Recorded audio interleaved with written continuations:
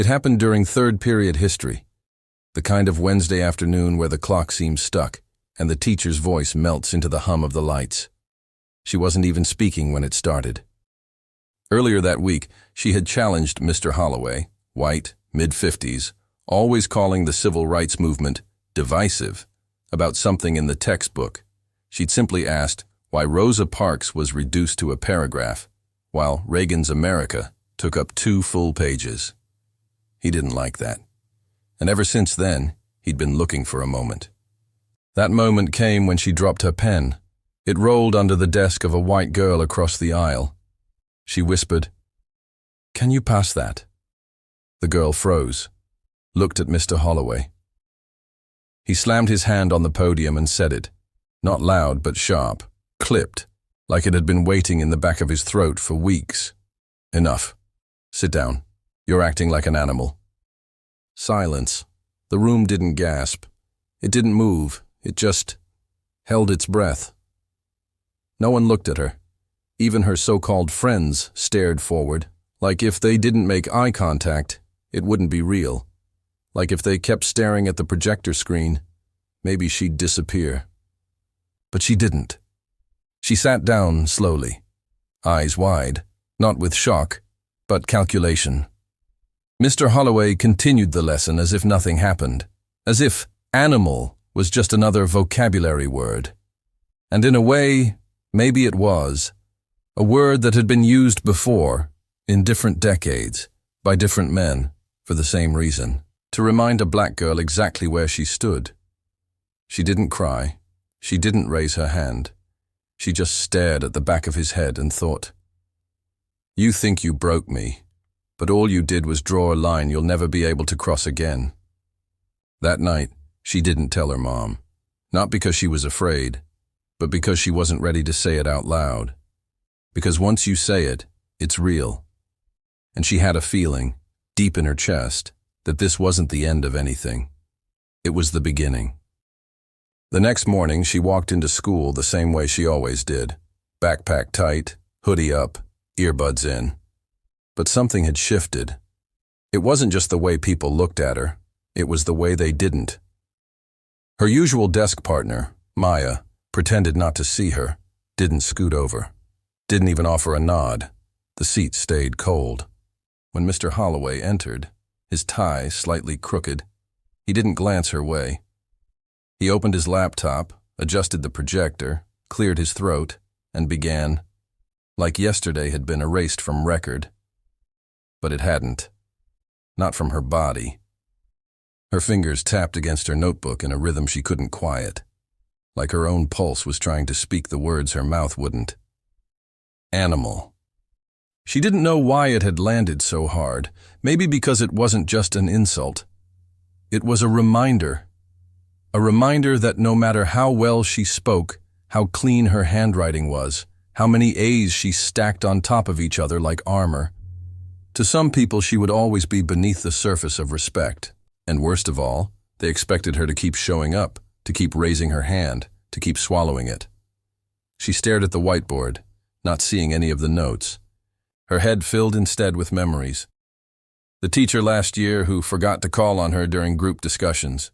The time the hall monitor stopped her but let the white kids pass. The look the counselor gave her mom during enrollment, like they were doing her a favor by letting her in. And then, the voice again. "You're acting like an animal." It didn't echo this time. It stuck. At lunch, she didn't sit with anyone. Not because there wasn't space, but because there wasn't safety. 3 tables over, Mr. Holloway sat with the other history teachers, laughing, gesturing with his hands like nothing in the world was broken. That's when she felt it. Not anger, not sadness, resolve, a kind of steel that no one teaches you, the kind you forge alone. She pulled out her phone and opened notes. Typed 4 words. He called me animal. Then she stared at them, deleted the period, added it back, deleted it again. The sentence didn't feel finished, because neither was she. That night, she sat across from her mom at the dinner table. Her mom was tired, still in scrubs, scrolling through messages from the hospital. She opened her mouth, then closed it, then opened it again. "Mom," she said, "what would you do if someone said something about me that wasn't just mean, but wrong?" Her mother looked up, eyes sharper than exhaustion should allow. "Then they don't know who they're talking about." "But what if they're a teacher?" Silence. "Then they especially don't know." She didn't say what happened, but in that moment, it didn't matter, because her mom's words, those 5 simple syllables, gave her permission not to fight, to not be silent. It took her 3 days, 3 days of passing that beige door with the frosted glass window that said, "Student Services." 3 days of stomach knots and inner debates and whispering, "What's the point?" under her breath. But on the 4th day, she stepped inside. The guidance counselor's office smelled like stale coffee and old carpet. The posters on the wall were peeling. "Speak up, and we're here to listen." The irony made her throat tighten. Miss Carter was behind the desk, mid-40s, smiled too much. The kind of woman who called everyone sweetie and meant it half the time. "What's on your mind today, hon?" She sat, crossed her legs, uncrossed them, fingers trembling just enough to annoy her. "Mr. Holloway called me something." The counselor tilted her head. "Okay, can you tell me what happened?" "He called me an animal in front of the class, just because I asked someone to pass my pen." Ms. Carter blinked, then blinked again, then gave a soft laugh, like she wasn't sure if it was a misunderstanding or a test. "Are you sure he said that?" Her stomach dropped. It wasn't the words. It was the tone, the disbelief carefully tucked behind a smile. "Yes," she said, louder now. "I'm sure." Ms. Carter typed something on her laptop, slowly, deliberately, then said, "Sometimes teachers use metaphors they don't realize can sound harsh." He didn't say it like a metaphor. Still, he might not have meant it that way. There it was. The soft cover of institutional protection, a velvet shield that absorbed every blow, as long as it came from someone in the right position, wearing the right lanyard. "Do you want me to speak to him?" "No," she said. Not because she didn't want to, because she didn't trust what would be said behind closed doors. "I just want it on record." That stopped the counselor for a moment. "On record?" "Yes, I want it written down, for when it happens again." Ms. Carter smiled tighter this time, clicked a few more keys, then printed out a sheet and asked her to sign it. She didn't read it, she just signed. Not because she trusted the system, but because she wanted to leave a footprint, a mark that she had been here, that she had spoken, that her silence had ended. As she left, the door clicked behind her like a period. And yet, something still hung in the air. Not closure, not relief. Just the bitter aftertaste of a system that knows how to whisper, "Are you sure?" when it should be screaming, "We believe you." By the following week, she didn't have to wonder if anyone believed her, because the silence had turned into distance, literal, measurable, like someone had drawn a chalk outline around her desk and the rest of the world was warned not to cross it. Nobody said it out loud, but the shift was unmistakable. Maya started sitting 2 seats over. Teachers stopped calling on her, even when her hand was the only one raised. In group projects, she was quietly left out. Even the lunch lady, who used to smile and ask about her mom, now just handed over the tray without a word. They didn't punish her. That would have been too obvious, too easy to call out, too easy to fight. No. This was smarter. They erased her, made her feel like speaking up had been a choice. A wrong one. A defiant act against a system that expected compliance, not clarity. She's too sensitive. She misunderstood. She's looking for attention. She heard the whispers even when she didn't, felt them in the way lockers slammed harder when she walked by, in the way people stopped laughing the second she entered a room. Every inch of that school felt like a stage now. But the play had changed. She was no longer the bright, top-track student. She was now the problem. And the worst part? Mr. Holloway didn't need to say another word. He'd gotten exactly what he wanted with just one. At home, she stopped answering texts, stopped looking at her report card, even though it still shone.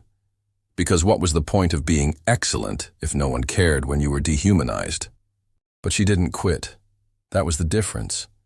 She kept showing up, kept sitting in the front row, kept opening her notebook and writing down every single word, except his. She started reading books she wasn't assigned. Toni Morrison, Audre Lorde, James Baldwin. Words that didn't just speak to her, they armed her, because maybe she couldn't make the school listen, but she could make herself louder. And that day, as she sat in the library long after the final bell, the building empty, she wrote a single sentence at the top of a blank page. I am not what they call me. And for the first time in weeks, she didn't feel invisible. She felt dangerous. They thought she'd break.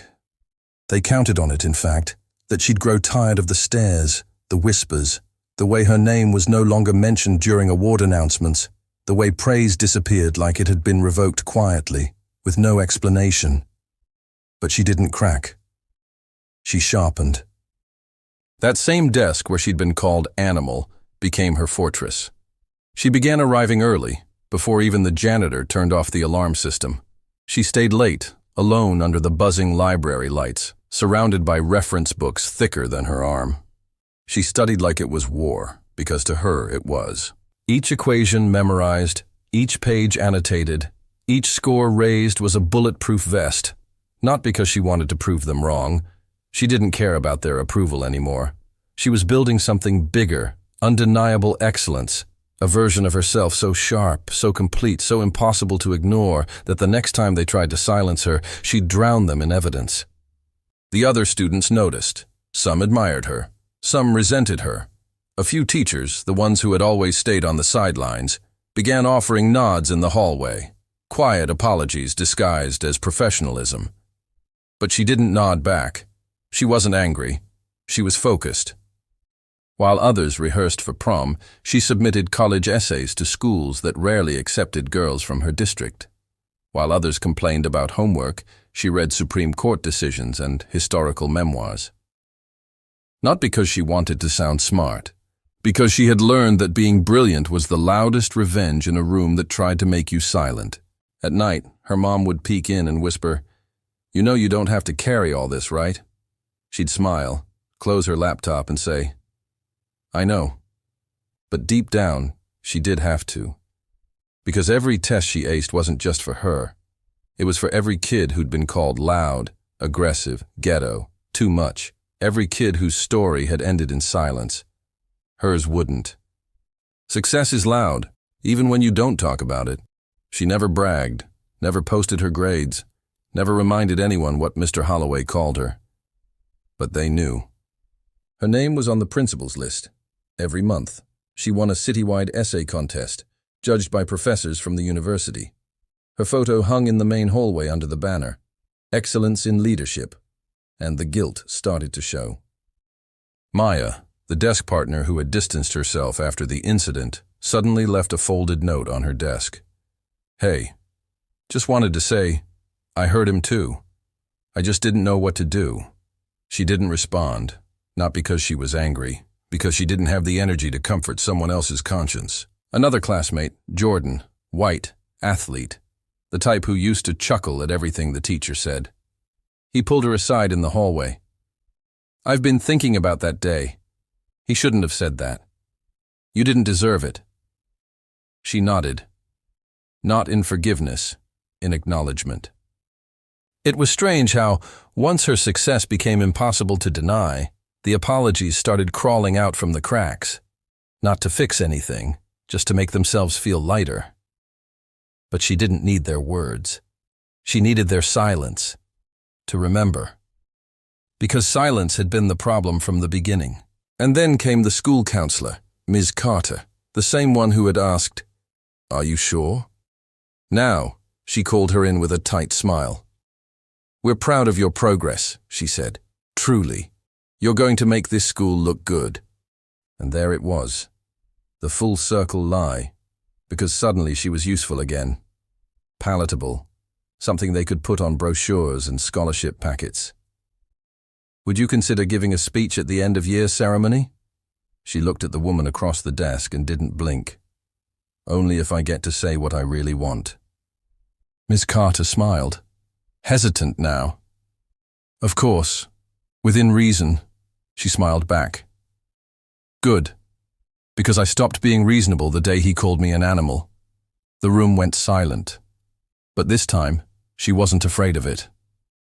The ceremony was held in the gym, plastic folding chairs lined in perfect rows, a makeshift stage with a school banner hanging crooked above it, parents in cheap cologne and stiff heels, teachers pretending to be inspired. She sat front row, alone. When they called her name for the Academic Achievement Award, there was a pause, a moment of collective tension, like the room wasn't sure whether to clap or hold its breath. Then came the applause, soft at first, then stronger, but not because they were proud, because they knew they had to. She walked to the stage in silence, each step slow, deliberate, no smile, no wave, just presence. The vice principal handed her the plaque, but before he could move aside, the microphone screeched to life, and the principal himself stepped forward. Mr. Davis, tall, gray suit, the kind of man who called every black student champ because he didn't bother learning names. "Let's all give a round of applause to someone who's shown true resilience, perseverance, and leadership." She stared at him. Resilience? Perseverance? She wondered if he even remembered the meeting where they dismissed her complaint, where they called it a misunderstanding. But now that she made the school look good, suddenly she was a symbol. "We're so proud of you," he said, trying to place a hand on her shoulder. She stepped back, gently, clearly. The room went quiet for just a second, but in that silence, everything was loud. The stairs, the cameras, the performance. She took the mic. Her speech was brief. She didn't thank the school. She didn't thank Mr. Holloway. She didn't even say his name. "I learned a lot here," she said. "Not all of it came from books. Sometimes the biggest lessons come when you're not supposed to speak. And the hardest thing is deciding to speak anyway." She left the stage before anyone could clap again. Back at her seat, the applause resumed. But it was for the idea of her, not the girl they ignored for months. Still, she didn't regret the speech, because the mic was on, the cameras were rolling, and for once, the silence didn't win. A week after the ceremony, her inbox pinged. The email came from someone she didn't know, Elena Vasquez, a journalist for a local education magazine. The subject line read, "Saw your speech. I think the city should hear more." She almost deleted it. But something in the way it was written, brief, direct, no fluff, made her pause. They met at a small diner just outside her neighborhood. No camera, no recorder, just a notebook and a pen. "I'm not here to make you a headline," Elena said. "I'm here so you can write your own." At first, the girl hesitated, because telling the story meant reopening it. It meant saying the word animal out loud again. It meant revisiting every silence, every look away, every teacher who said nothing, and every classmate who still hadn't apologized. But she spoke, not with anger, with clarity. "He didn't ruin me," she said. He revealed them. Elena asked if she wanted to keep names anonymous. She didn't hesitate. No, the point is that he said it and they let him. 2 weeks later, the article dropped. Front page, full spread, title, "Called an Animal, She Aced the System. Now the system has questions to answer." The piece detailed it all. Her academic record, the complaint that was buried, the counselor's dismissive tone, the principal's performative praise, the teacher's refusal to apologize. Quotes from classmates were included. Even Maya, whose voice trembled as she admitted, "I froze. I regret it every day." But the quote that traveled fastest was hers. If being excellent is the only way to be treated like a person, then maybe the system isn't broken. Maybe it's working exactly how it was designed. Twitter exploded. Educators shared it. Students screenshot it. Parents asked why their school didn't talk about things like this. The school issued a statement. It was empty, full of words like reflect, equity, learning opportunity. But the community didn't buy it. Because now they had her words, unfiltered, unapologetic, unforgettable. And for the first time, Mr. Holloway had to hear them too, not in his classroom, in public. The article did more than trend. It broke something open. By Monday morning, the school's front office was flooded with calls, parents demanding answers, alumni emailing board members, former teachers quietly whispering in group chats. It's not the first time, because it never is. Her inbox filled with messages from people she'd never met.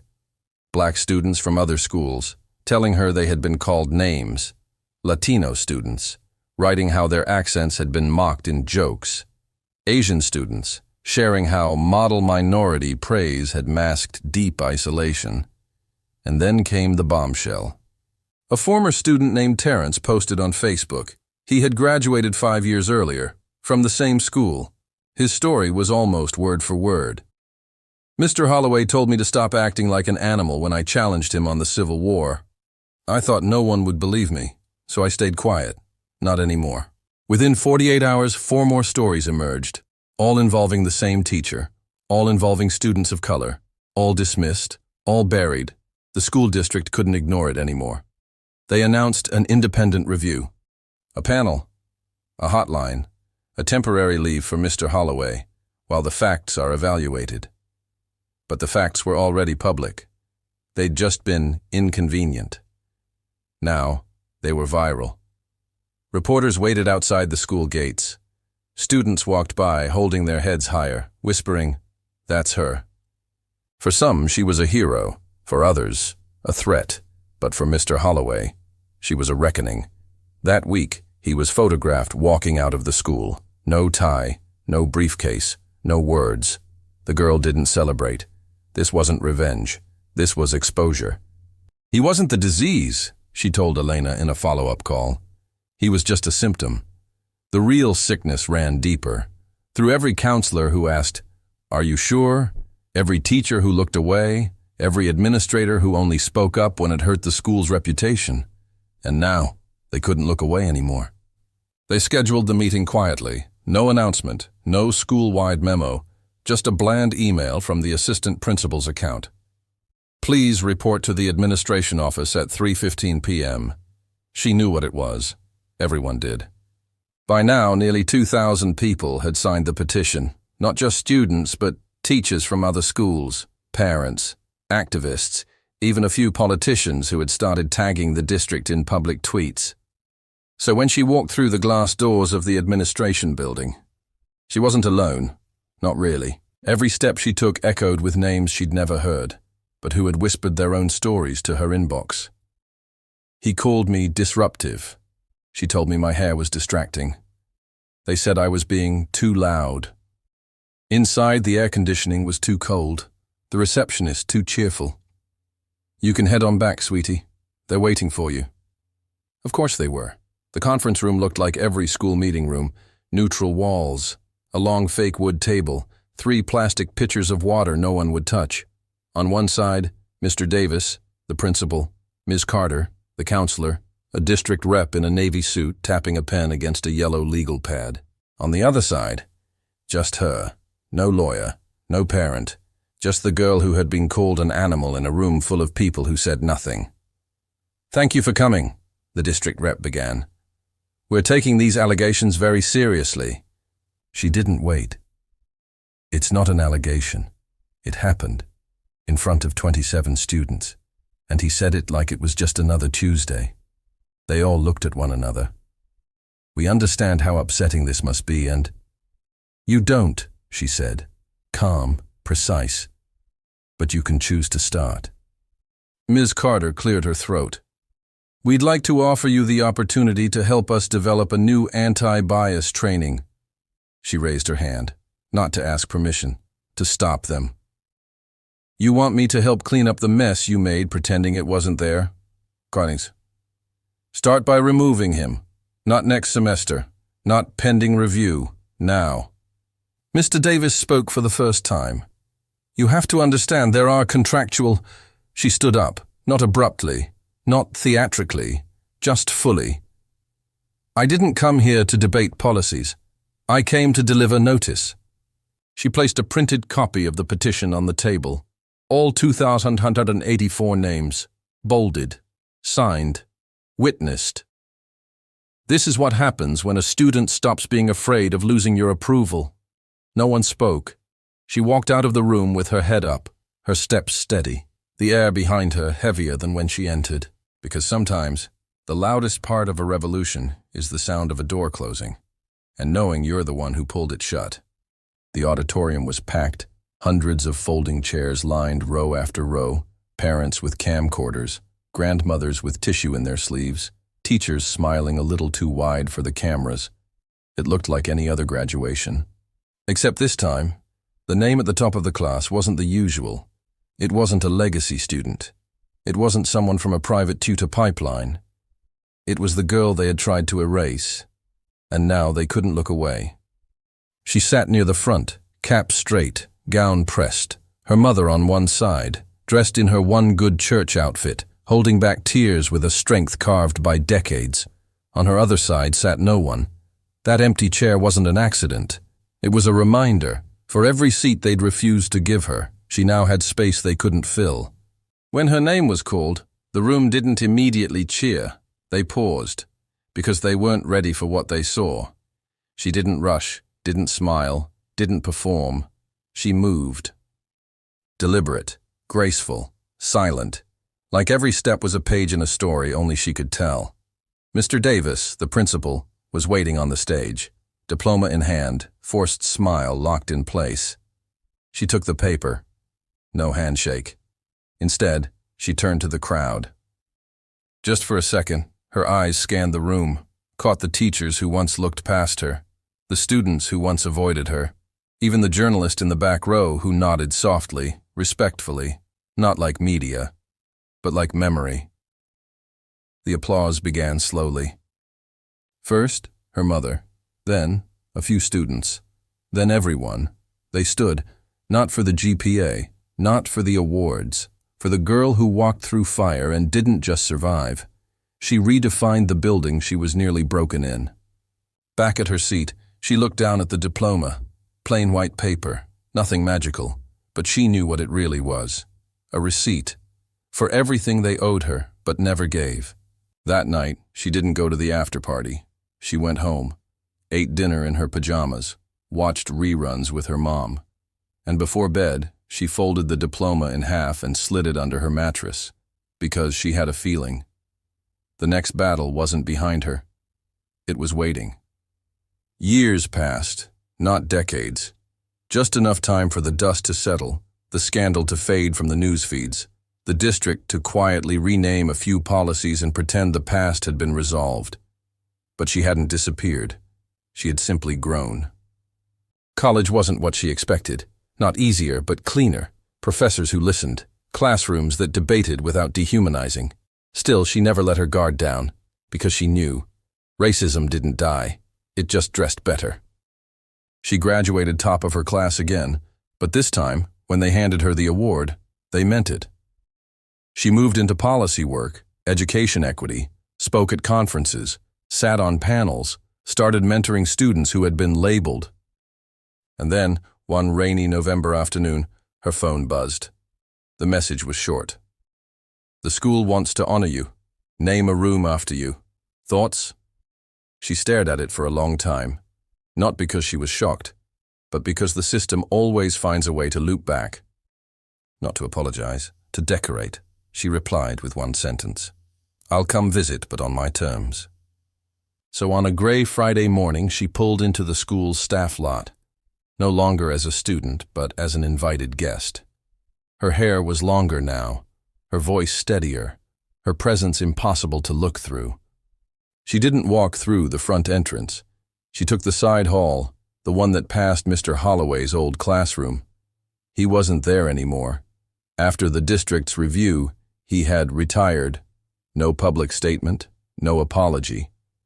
But his absence was louder than any admission. She peeked into the room. New teacher, new posters, but same window, same sunlight. She smiled, not out of nostalgia, but because she had outlived it. At the ceremony, the new principal spoke. Today, we dedicate this space to a former student whose courage reshaped our school culture. The plaque read, "The Room for Voice and Justice," named in honor of her name. But she didn't care about the plaque. She cared about the students sitting in the front row, kids who looked like her, from neighborhoods like hers, wide-eyed and wondering if their voice would ever matter. So she stepped up to the mic. No notes. "When I was 16, she began, someone called me a name meant to keep me small, not just quiet, but ashamed. But shame didn't win. I'm not here because I was the smartest kid in the room. I'm here because I refused to believe that the room was never meant for me." The room went still. You will be told, softly or loudly, that you don't belong. You will be labeled, diminished, redirected. Smile anyway, sit up anyway, speak anyway, because the second you believe them, they win. And when you win, don't just take space, build new ones. Applause thundered, not because she was perfect, not because she was famous, but because she had done what so many feared was impossible.